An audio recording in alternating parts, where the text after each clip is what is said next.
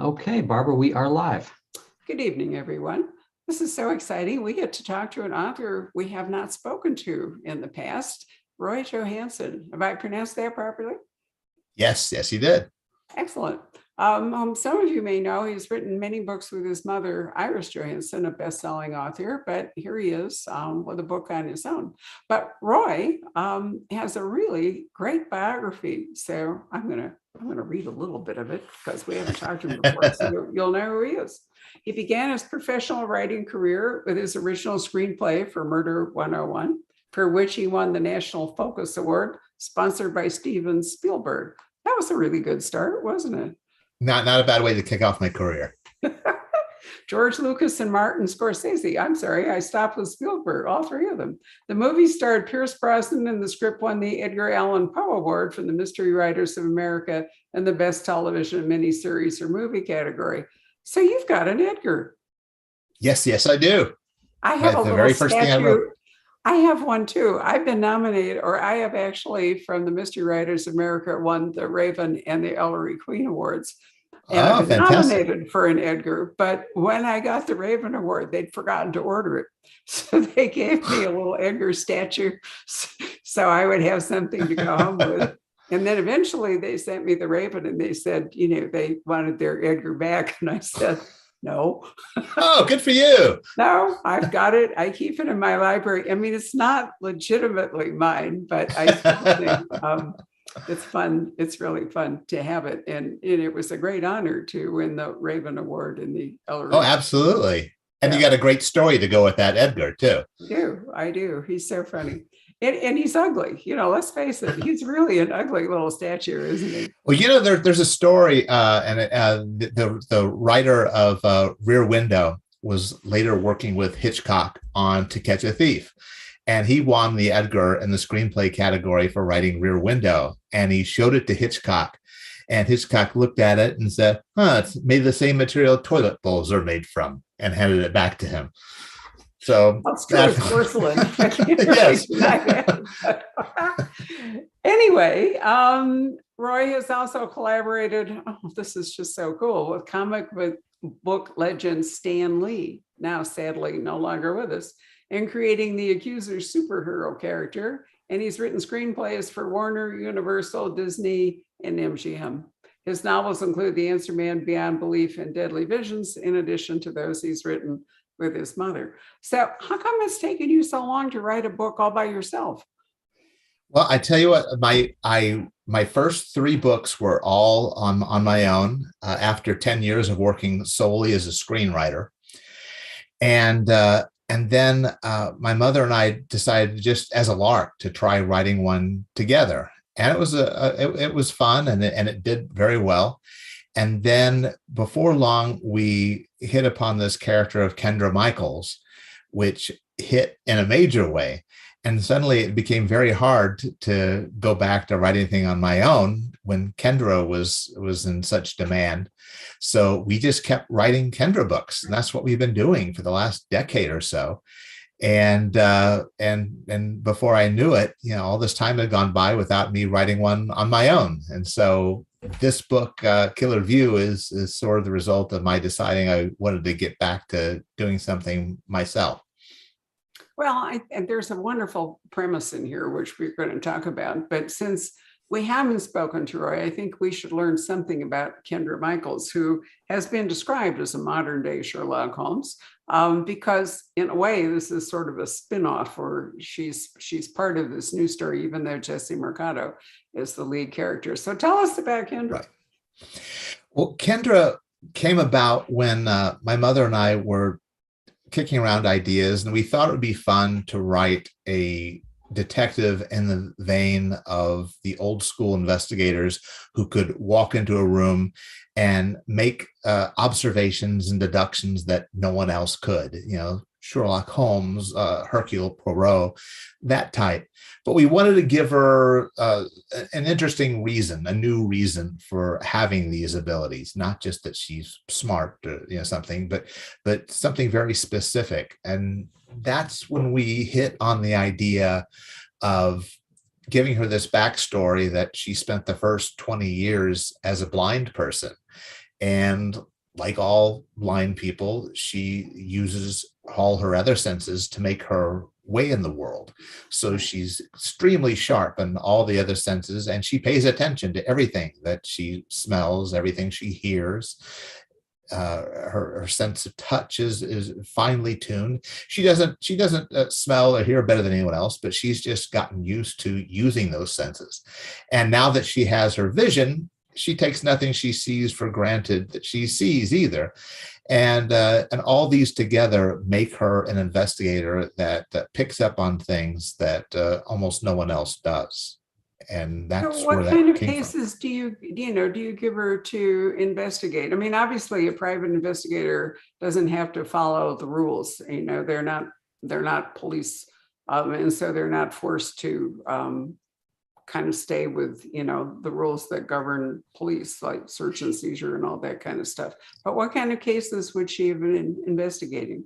Well, Kendra actually is somewhat of a reluctant sleuth. Her main job is she's a music therapist. That's what she studied. That's what she began to study even before she got her sight. And that is really a passion and love for her. But an ex-boyfriend of hers was FBI and realized that she could be helpful in some of their investigations. So she works as somewhat of a consultant to FBI cases and other law enforcement agencies. And as the word got around how helpful she has been in different cases, she's been pulled into investigations. So a lot of her cases have been serial killers. Her most recent book was a kidnapping case. And so it's basically usually things that the FBI is working on that they decide that she might be helpful to them in. That's so funny. I remember a wonderful conversation with the late Sue Grafton, who was a very dear friend. We're the same age, and I thought that we were going to go the distance to Z together, but sadly it didn't turn out that way. But in one of our launches for one of Sue's books, people were asking her about the titles, and she said they'd all been fairly easy, but K, because K started out to be K for kidnapping. And Kinsey, is working her case and all. And Sue said she wrote about 180 pages before she recognized that kidnapping was a federal crime. And Kinsey was not, not a consultant for the FBI at all. And she was not going to be able to work this case. And so she had to throw the whole book away. Start over again. And call, K is for killer. And I think that rankled a bit because K is for killer was really probably the most pedestrian of the K titles, The first thing I would have thought of. Yeah, definitely. Yeah. When you said that. Anyway, I always say, but it reminded me that in fact, not every investigator in crime fiction is able to investigate every kind of crime. You do have to pay attention to what in real life, they would do. And so if Kendra is a consultant to the FBI, that's great. But if she were a private eye like Sam Spade or something, the odds are she wouldn't be working, serial killer or kidnapping cases. Right. Yeah, exactly. And so that gives us some leeway. And also, and if there's something the FBI wouldn't necessarily be looking into, there are other law enforcement agencies, we make it clear, who might also be interested in her abilities. So she can be pulled into that if there's a certain kind of case we want to go and explore. And so that gives us some flexibility in what we have her do. It's so interesting that because she was blind, she developed these very finely honed additional senses. There's been some really interesting work done about the occasional person who has some genetic difference that allows them to see differently or do other things. I don't know if you watched, David Attenborough did a really great thing on, I'm trying to remember, it was on National Geographic or the Smithsonian or something, but he wasn't looking at people, he was looking at animals, in nature and their ability to see different colors or hear on different spectrum or whatever. And he was able to use some computer graphics to show you how colors would appear to, I don't know, like an owl or, something salamander or something of the sort. And it really makes you realize that, we're limited by by ourselves, by how we're born and so forth. And many of us never develop any extra sense, whatever, but blind people do have to. They have to pay attention to hearing. They have to orient themselves. I wonder if they, do you think they develop a kind of GPS thing based on sound bouncing off things if you can't see what you're doing? Do you think that that's an adaptation? Absolutely. I mean, in a way, in a sort of way that bats can they, even in a cave, they know if there's a wall coming up just by the way that the air feels on their faces. And I think that I've read that blind people are very much the same way. They know when they're about to walk into a wall because the air feels differently in front of them. And yeah, and of course, they're keenly aware. Yeah, sound would bounce off things too, which I think, would be in addition. Well, anyway, here's Kendra with, if not superpowers, at least extra powers, which I think is great. But let's talk about Jessie. And I read a description. You had a really nice write-up in Shelf Awareness today. I don't know if you saw it. Oh, I haven't. Okay, well, I'm going to quote it. Because I really liked it. And it begins, an Army vet and former bodyguard for the rich and famous, Jessie Mercado, has faced all kinds of danger and always emerged victorious. But one thing this motorcycle riding private investigator has never encountered before is an incarceration consultant. But we'll get to that. But tell us about Jessie, because Jessie is actually your lead character in Killer View. Yes, Jessie was introduced in like 4 books ago now in the Kendra Michaels series. She was in the first appeared in the book Night Watch. And even before we were done writing, I had a feeling that I would wanted to go further with her. And so her parts in the Kendra Michaels series got bigger and bigger until finally I really wanted to give her her own story. And my mom, with whom I write the Kendra's books, said, told me to go for it. And so that's what I did. And I had a story in mind that I thought would be good for Jessie. And so the time just seemed right to give her own story. And we can explore things about her that you can't really spend the time on when she's a sidekick or a secondary character. And so it was really fun to breathe life into her in a way that we haven't been able to in the Kendra books. We launched Brad Meltzer's new book on Sunday, The Lightning Rod. And one of the things we talked about was how often in crime fiction you wind up with a sidekick, or you wind up, with a pair like Holmes and Watson kind of set the whole deal. But he has a pair in his book, Zig the Mortician and Nola the Artist and all. And why do you think that Kendra needed Jessie in the Kendra books? And then I can see why you would eventually find Jessie so interesting you'd want to give her a book of her own. Well, Kendra had sort of her Watson, although he's a strong character in himself, in Adam Lynch, and he's been in from the very beginning of the series. And so if she had a Watson, he'd probably fit that bill closest. And so I think that she didn't need Jessie as much as that Jessie provided some color and was she's a very colorful character, and she's different than Kendra. Kendra is a bit more cerebral, and Jessie tends to be more physical, even though both certainly cross over into the other a lot.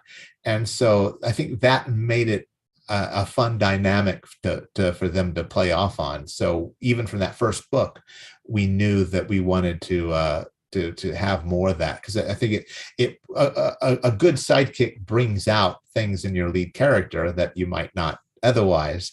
And that's a lot of fun, well, for the writer, but also the reader too. And I think we saw that and we wanted to keep that going. Yeah, well, I was really asking it from a narrative point of view.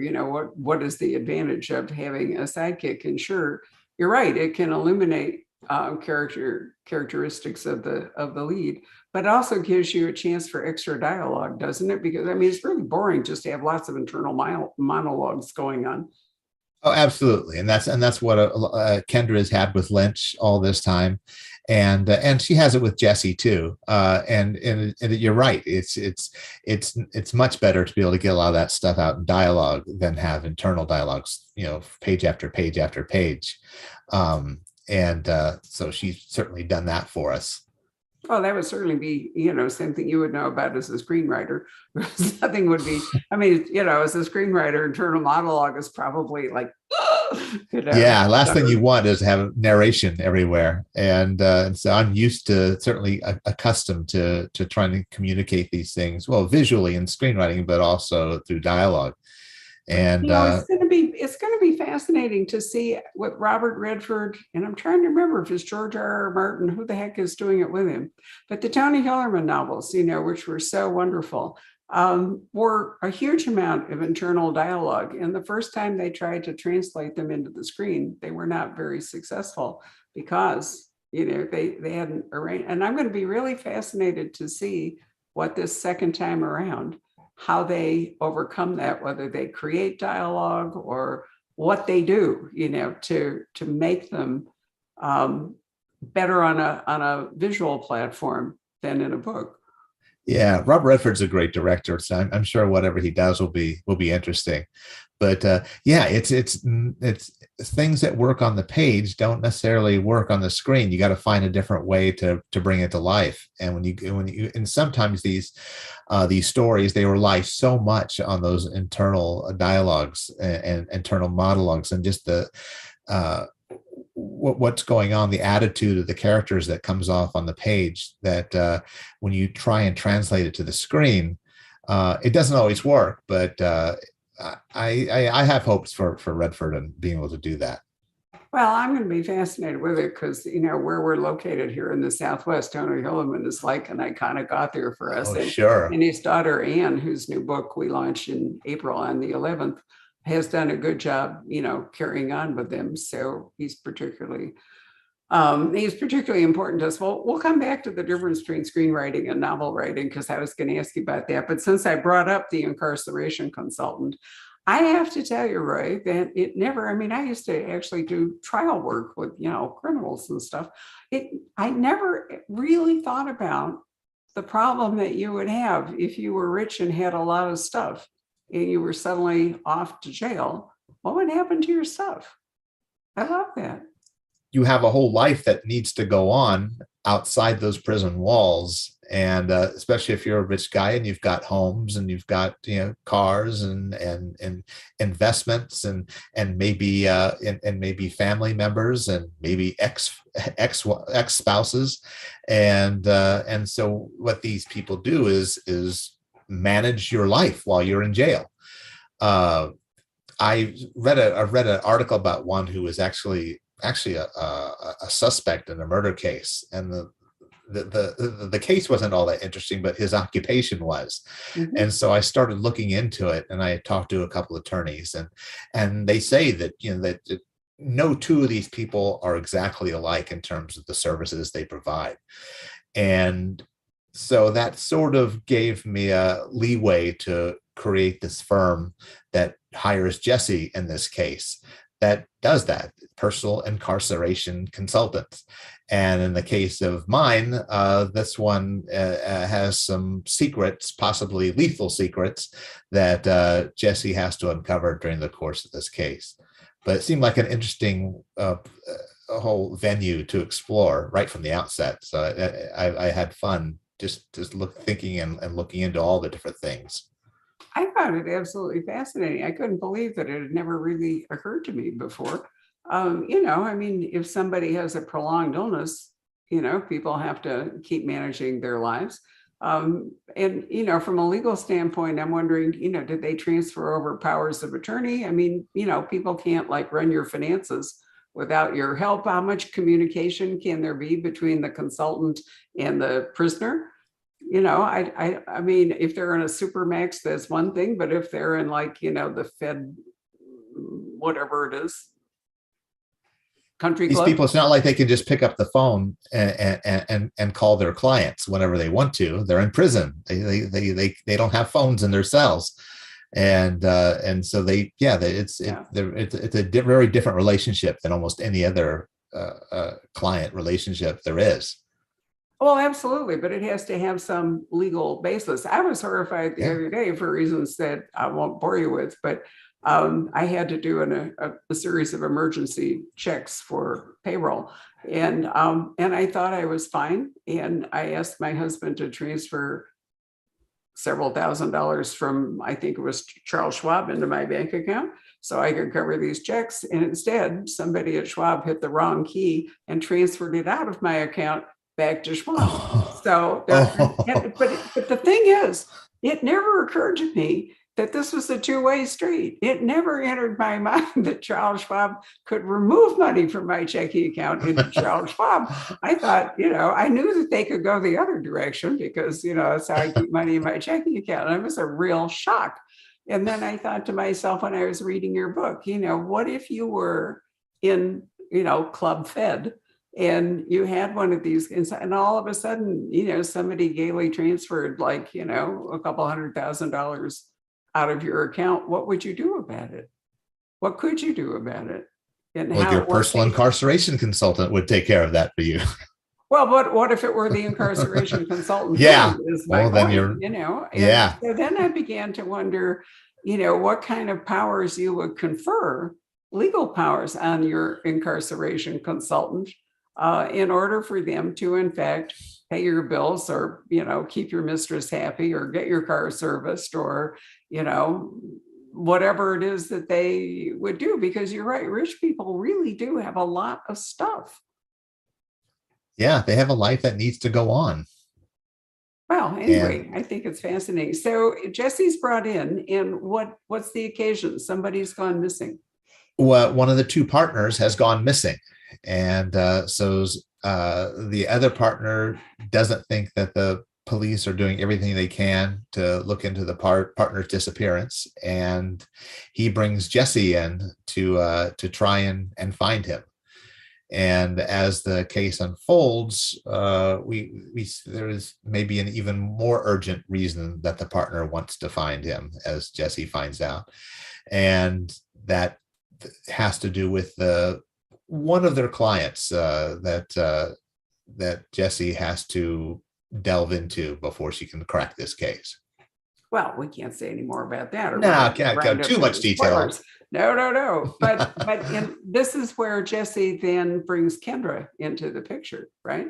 Yes. Well, Kendra in the very first chapter, she kind of makes the introduction. Then she goes away for a good chunk of the book, and which I wanted to do just because I wanted Jessie to shine and stand on her own more than she's been able to in the other books.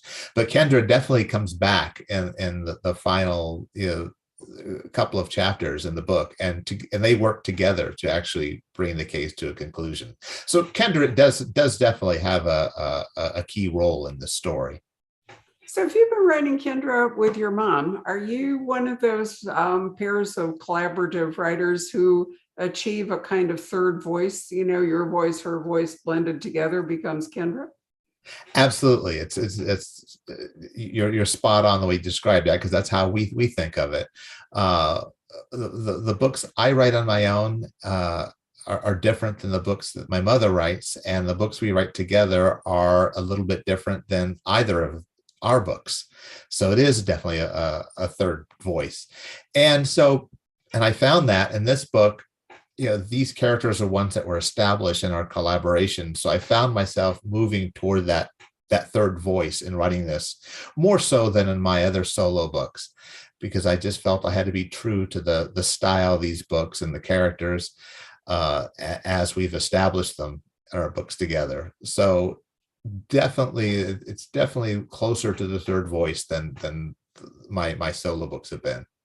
Well, I was going to ask you if you were able to do that without your mom. And how is the third voice, in your opinion, different from your normal voice? I will say that I think there is probably there's a bit more of the internals that we were talking about than in my solo books. I tend to write a bit, usually on my own, I write a bit leaner than I do than when we write these books together. Though the story, the characters, I probably spend more time on the characters than on my solo books, where I might concentrate more on the mechanics of the story, the twists and turns and things like that. I probably let the characters breathe a little bit more in the books that my mother and I write together, and that kind of translated over to this book too. That's really fabulous. I was going to ask you, because, I've had conversations over the last 32 years with people who have written books that have been adapted for, it used to be movies, but now mostly is long form television. And sometimes they write a screenplay or a script, and sometimes they don't. Sometimes they're frustrated. But I've also talked to people who came from writing scripts and screenplays to writing a novel, and found it's really, many of them have found it much more freeing to write a book, because you're not in a writer's room, you're not collaborating, you don't have an actor who like interprets something in a way that perhaps you hadn't even thought about. And so most people I've talked to who started writing screenplays and came to novels prefer writing novels. Not all. Whereas people who write novels have not always been as happy moving towards writing scripts and screenplays. So how do you see it? It's definitely the former. It's moving from screenplay. I love movies, and I always have, and I always will. And so it's fun to work on writing a script that you hope will become a movie, but often, maybe usually doesn't, just the way the industry works, which is one frustration right there. But my first script, Murder 101, was a crash course in Hollywood to get a whole bunch of notes from the development team, and some of them will contradict each other, and it was nuts trying to sort through which one of these do I pay attention to, which do I not have to, and what you discover is that some voices don't need to be paid attention to too much. If you're in a room full of people who are giving you notes, you might have some development executive, you might have a VP, you might have a couple producers, and they're all coming at you and very often not agreeing with each other, and you find out who you need to please in the room. And very often it's the highest ranking studio executive, at least been in my experience. But sometimes if you have a powerful director or someone, you figure, well, no, that's the person that needs to be happy, or this project's not going anywhere. So it's a very political and very oftentimes frustrating process. And with books, you write it and you might work with your editor, but I've usually found that if my editor and I have a disagreement, we find a way to make it work. They're much more willing to at least find out what I'm going for and help me find a way of getting there that pleases them. And it's a much more sane process than being a Hollywood screenwriter. So I can totally see why, coming from screenwriters writing to books is preferable to them. And I've had that. I actually was lucky enough to meet Elmore Leonard in the last year of his life, and obviously written all those great books, but also written some fine screenplays. Mm-hmm. And he was ready to pull his hair out at some of his screenwriting experiences, and he couldn't see why I liked the screenwriting form so much, because it was so frustrating so much of the time. And it just goes back to just being loving movies, and I guess just the hope that what you're writing will someday be up there on the big screen, or at least the small screen.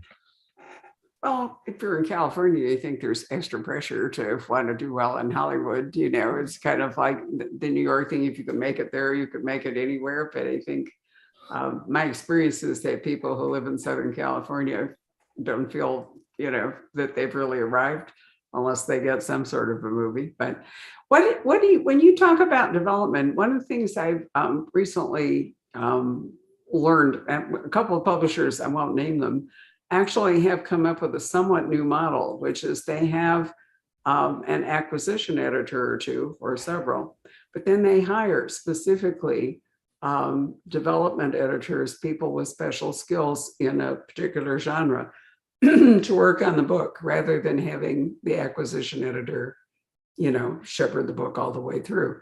It's a new and interesting way, I think, of, excuse me, of approaching it. And I'm not clear what a developmental editor actually does. And since you've mentioned it in connection with the movies, what is it that that person does? Well, in movies, they handle all kinds of genres. The development executive might be doing a comedy in the morning and then having a meeting for a thriller in the afternoon, and then a Oscar-worthy drama, you know, before dinner. And so they're not nearly as specific as what you were talking about. But I've heard of that too. I haven't actually experienced it firsthand, but I can see that it might make sense because if you've got someone so versed in the genre of what you're dealing with, and they might, you know, and my mother started off as a romance writer. And she dealt with her editors that she dealt with in the early days of her career were very, very honed in on romance, and they knew what the readers liked, and they were just so clued into the what works and what doesn't work for that audience. And so I can see how that might work. And same thing with mysteries or whatever genre you're having to deal with. And that didn't sound like a bad idea to me when I heard that. But what does that person actually do? You know, when you say development, if you've done a draft of a novel, which I'm assuming you would have had to do, I mean, you have to have something to work with, right? What is it the development editor would do? I just think it's a fascinating idea. Do they walk through the book with you and say, you know, this plot needs more here, or this character needs more there, or are they early on trying to shape the story? I mean, I'm not sure just how far they drill down. And it probably varies with the editor. And my experience has been is I turn in a book and they see what works, what doesn't. They go through it, and I'll get like a few pages of notes, and very often they're the big general points. If some story isn't so clear, and very often it's a matter of clarity. It's what are you trying to do here, and trying to make it more clear for the reader. And maybe you might go down a wrong path. You might think that something's a nice turn for the story to take, and if it doesn't work, they might let you know. And so it's the same for screenwriting too, though it's crazier there because you got lots of different voices, and like I said, not always agreeing, but usually in a book you're dealing just with one editor, and if you get a smart editor like I've been lucky to have, I respect their point of view and realize that if they have a problem with something, then readers might too. And so I do my best to try and work through it and make the book as good as it can be. Well, I mean, I asked the question because we had a publishing company for 20 years before we sold it. I've edited over 800 books. And my usual line with an author would be, you know, if most often, you're right, it was either there was too much and you wanted to cut it out. But the other problem would be, I would say, what is going on here? And then the author would give me an answer. And I would say, well, that's great, but you didn't write that down. It's not on the page. That was like, yeah, right. But occasionally I would say to them, you know, talking about clarity, I would say, I'm a really good reader and I don't understand what's going on here. So, if I don't get it, you can be pretty sure that most readers won't get it. And therefore, this is a spot that needs work or clarity or something. But for some reason, when I hear the word development, I somehow have this idea that it's to develop the story, that maybe you hadn't, the author hasn't fully thought through the whole story arc or the narrative structure. But I think that's probably not the case. I wouldn't say so. That's just a the word. word doesn't fit what I think the person does. I think that's my problem. So fortunately, I know one of the acquisition editors well enough. I think I'm just going to ask, what does the development editor actually do? So we always get 3 questions, one of which is about your writing process, which you can answer. One of them is always, is there any interest in fact, the screen for your books? And the last one is usually, who inspired you, or what do you read? So we can start with any one of those, whichever one you'd like to answer. Well, let me start. Well, it's probably most interesting to talk about the collaboration process that I had I've had with my mom, and it's we've very often will talk out a story in kind of general terms about what it's going to be, and usually the early part of the story just sets up the conflict and maybe a little bit about who the characters are going to be. And depending on the book, one of us will go and write the first 70 or 80 pages and then show it to the other. And then the other will write maybe 70 or 80 pages and pass it back. And we'll go back and forth through the book. And sometimes write each other into corners, but that's okay. It's sometimes it's story comes alive that way. And we get through the book, and then we work more closely once it's all done to try and smooth it over and make everything make sense and make it work. For myself, I tend to outline a bit more than I do when I'm collaborating. I like to at least have a much more firm idea of where I'm headed in the story than my mom does. And our collaborations are sort of halfway between those two extremes. And that's probably because of my screenwriting background. You have to be so tightly structured in a screenplay. You've only got 120 pages or so, and your story has to move in a very specific, tight, controlled way. And so I bring a little bit of that to the novels that I've read. Wow, that's a really comprehensive answer. Thank you. It'd be interesting to talk to your mom. Yeah, I'd like to hear her side of this. If you had an inspiration other than your mom, what writer or two might have really been instrumental in your development as an author yourself? I grew up reading Conan Doyle's Sherlock Holmes stories, and I think more than anything else I've read that's made me want to be a writer. I read them when I was about in junior high. When I was in 8th grade, I read them all. I read them again when I was in my 20s, and I was amazed at how different I looked at the character of Sherlock Holmes than I did. When I was in 8th grade, I thought he was really neat, really cool. Totally missing the humor of Doyle brought to it with how arrogant the character was, which I really caught in my 20s. And then more recently, I read Leslie Klinger's annotated Sherlock Holmes, which gives me a different point of view of the stories. And so just for that, I would have to say that's made me more interested in certainly the mystery genre, but also just writing through all those different stages of my life. It's amazing how long a shadow that Conan Doyle. What a lucky thing he wasn't a very successful doctor. Yes. It's really true. He didn't have any patients, so he sat around in his. Was he an ophthalmologist? I think he was an ophthalmologist. Now that I think am not sure. Yeah, but anyway, while he was sitting in his consulting rooms waiting to be consulted, he started writing the Sherlock Holmes stories. And, he was lucky. It was true throughout the Victorian era that publication was so often in serial form, through one kind of literary magazine or another. And so the Strand magazine was the perfect vehicle for Holmes to begin to capture people's imagination, because I think there are only 4 novels. There are Only 4 50 novels some. and 56 short stories. Yeah, right. Yeah.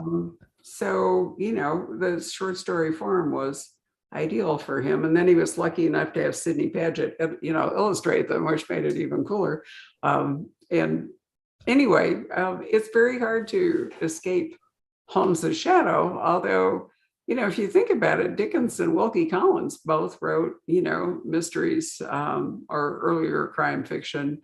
And there was Gothic stuff. Leslie Klinger and I, Poison Pen Press, we published the British Library crime classics. And then my husband and I had the idea of doing the Library of Congress crime classics. Leslie is the editor for that series. And then Leslie fantastic. and a couple of colleagues, they have a project called the Haunted Library, in which they're bringing back, Gothic and horror stories under that imprint. And that's gone all the way back to the Castle of Otranto and Monk Lewis and some of that early 19th century Gothic kind of thing. And Gothic has become a very big thing again. And so it's fun to go back, to the roots of all that. But I do think that the form, the serial publication form, is one reason Victorian writers are so verbose. They were paid by the word. Yeah. Dickens was they had to earn a living. Words. So instead of writing Lean and Mean for a movie script, it was waxing on, or to rake in more money. But, then in the 20th century, we had all kinds of other, I love the Golden Age, which is what the British Library crime classics do. Not, the really famous people like Sayers and Christie, because their books have remained in print forever. But people like John Bood, for example, or E.R.L. Laura, who, we kind of forgotten, but wrote really wonderful books. And now in the 21st century, we're seeing it evolve again. I'm lucky to have lived a long life and been able to see, so many changes in crime fiction. And every once in a while, I have to say that somebody surprises me with something new, which Roy has done in this book, because Incarceration Consultant is something absolutely new. I love it. Let's call Patrick up and see if he has questions or comments from the audience, or Patrick, an English major through and through, often has questions of his own. Recovering English major. Let's see here. We do have some good questions. You've touched a little bit about this, but Linda has a question that is let's see, they keep moving on me. The idea that 2 authors joining forces to create one character reminds me of creating Frankenstein's monster. Let's see. How do you create what the character says, does, and thinks? Do you make conscious decisions, or does it just happen? She says, it's also laudable and amazing that you still talk together. Yeah, inhabiting one mind with two different perspectives and 2 approaches. And a lot of that, I think, comes from reading each other's stuff, especially in the early days of Kendra, when the character was still forming in our minds. And I could see things that Kendra says and does in my mom's pages, and she was seeing things that she does in my pages that were both informed by the conversations we had, but it's never really complete until we actually see it on the page. So I think that we actually get an idea from looking at what each other does, and the character begins to coalesce into a whole. And it's certainly over the period of 8 books, she's still growing and changing and developing, but we both have, I think, a really good idea of who she is and the other people in her world too. And so I think a lot of that comes from just paying attention to each other, what we're doing. And sometimes, that my mom will surprise me with something, and I think, oh, that's actually an interesting way to go.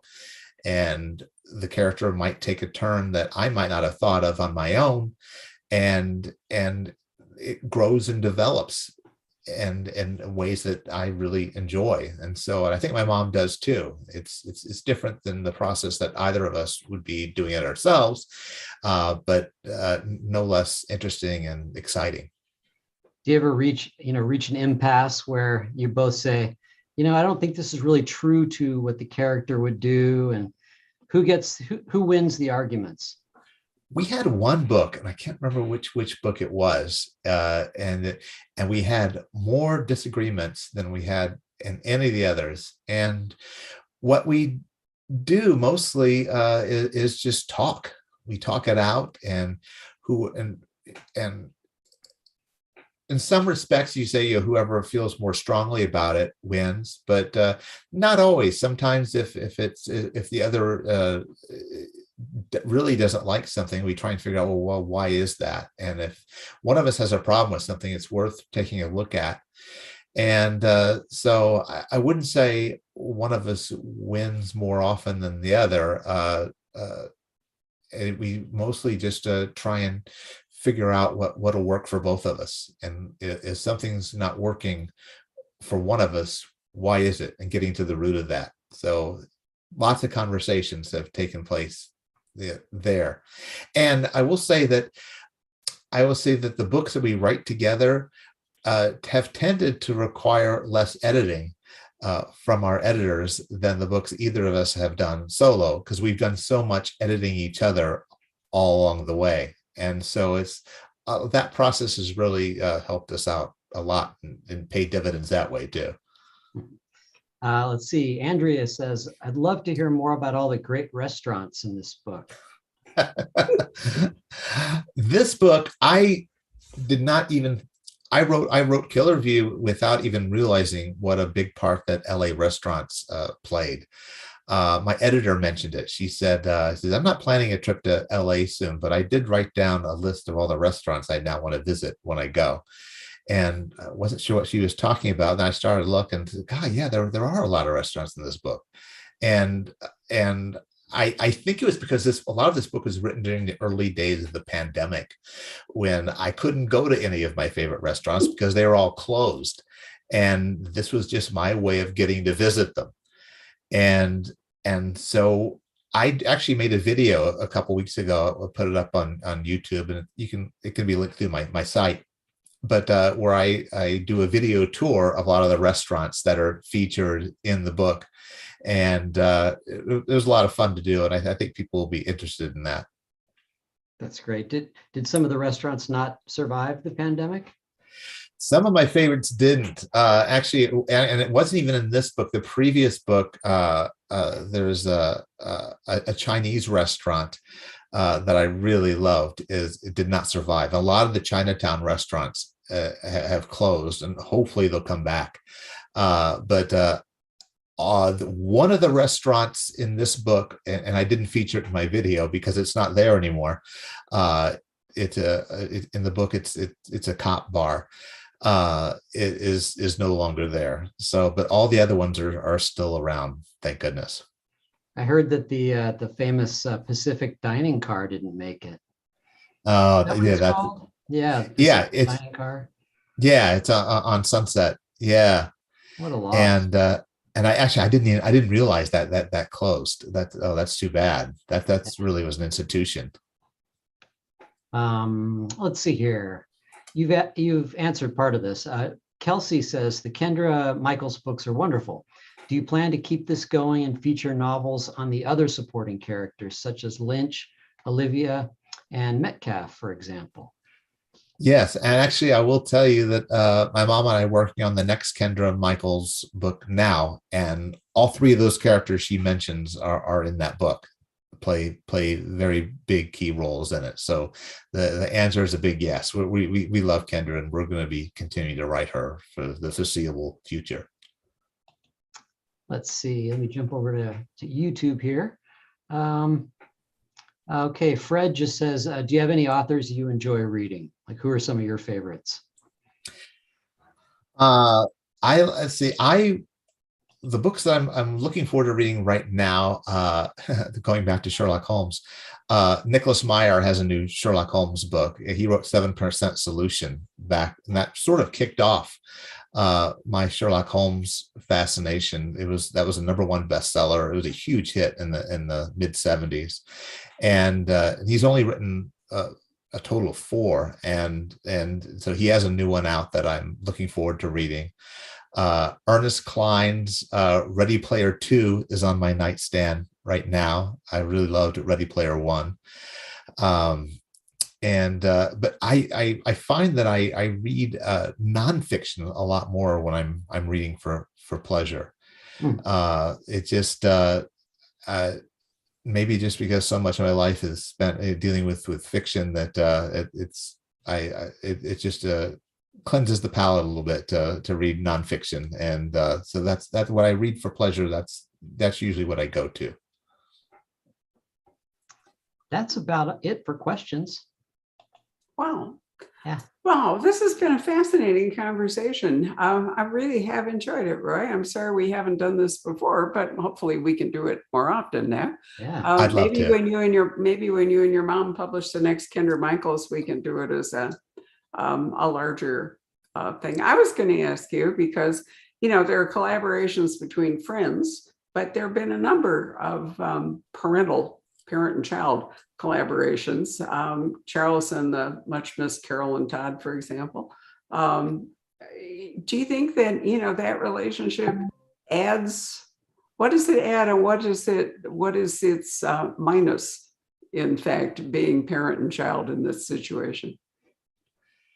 I think that the one thing I can see as a minus is if there are disagreements that carry over into your relationship outside. And I've seen friends, I've known friends who've collaborated and don't even speak to each other now. And I think that'd be a real shame to do that, with a close family member. And so I went into this knowing that wouldn't be a problem, and it hasn't been.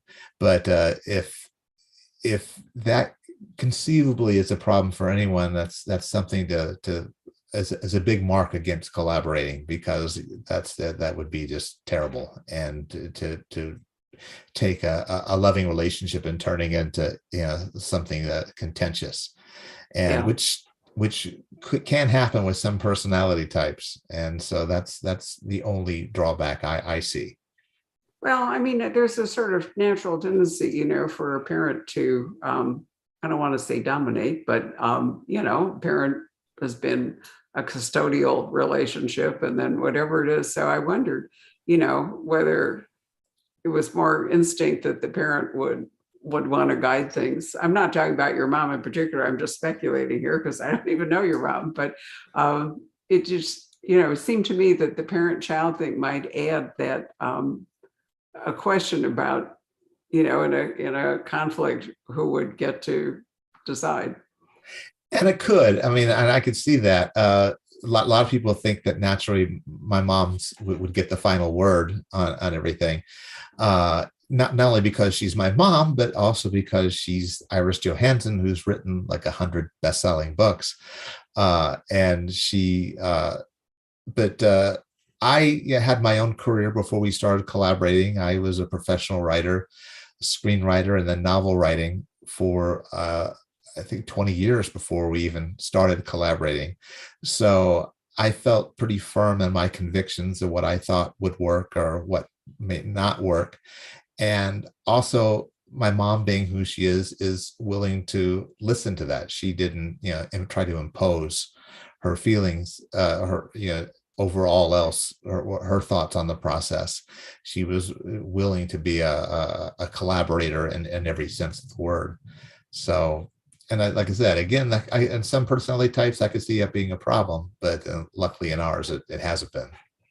Well, I don't think there's any, single design here or one truism that would apply. It's always going to be a question of the two individuals involved. And, there's a lot of empathy in familiarity that comes from people in the same family, which could easily, could make it easier to work together. So, it's great that you went into it with your eyes open, so to speak, and that it's worked out extremely well. And it has. That's great. Well, let me remind you all that eventually we will get autographed copies. Roy hasn't even seen this book because there was a production delay. The publisher notified me today, and I said I would let Roy know. So the books have not yet left the warehouse to wander off into Roy's home, and then he has to sign them and send them to us. So you have plenty of time to pre-order a copy, but please do. This is a wonderful, really interesting book with a very interesting premise. And there's oftentimes a lot of the same that goes on in thrillers and all, but this one has something different for you, and it's very well written. So I want to thank you, Roy, for your time. Patrick, thank you for yours. Have a wonderful evening, everybody. Good night. Good night. Thank Nice to you. meet you, Roy.